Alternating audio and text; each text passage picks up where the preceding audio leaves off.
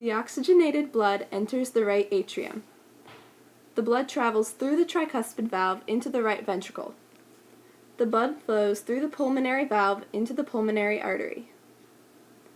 It picks up oxygen in the lungs and enters the left atrium through the pulmonary vein. The blood travels through the bicuspid valve into the left ventricle. It flows through the aortic valve into the aorta and circulates the entire body, re-entering the right atrium as deoxygenated blood.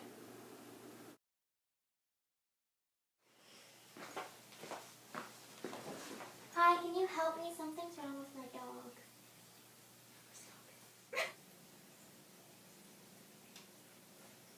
Your dog has a heart murmur.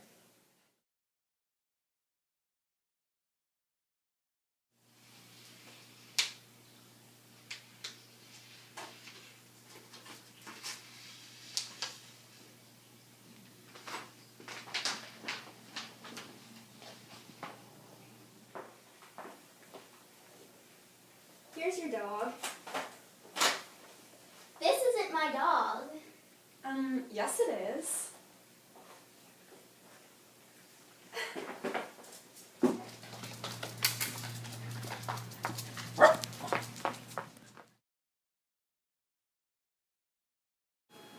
Oxygenated blood enters the heart in the left atrium, and deoxygenated blood enters in the right.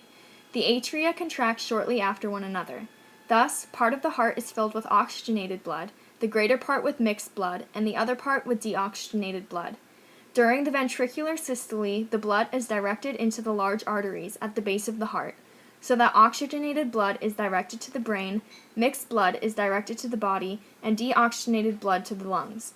The atrioventricular valve prevents backflow of blood to the heart, and the 3 semilunar valves prevent this from the arteries to the heart.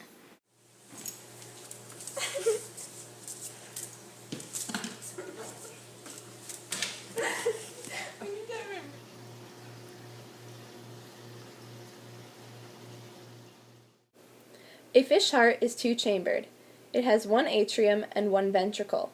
The deoxygenated blood from various parts of the body are collected in the atrium. From the atrium, the blood moves into the ventricle, and from there it enters the gills. In the gills, the blood gets oxygenated, and from here the blood directly enters the body parts without reaching the heart. Hence, in fishes, this type of situation is called single-circuit circulation.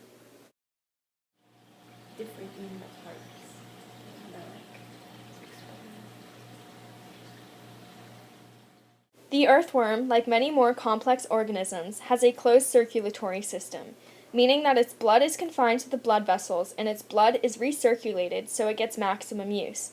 An earthworm has neither lungs nor gills, but uses its body's great surface area to absorb oxygen from the soil. The oxygen is taken in by the dorsal vessel and travels to the 5 aortic arches by the esophagus, where it is pumped into the lower ventral blood vessel. The ventral blood vessel pumps the blood to all segments and organs in need of oxygen.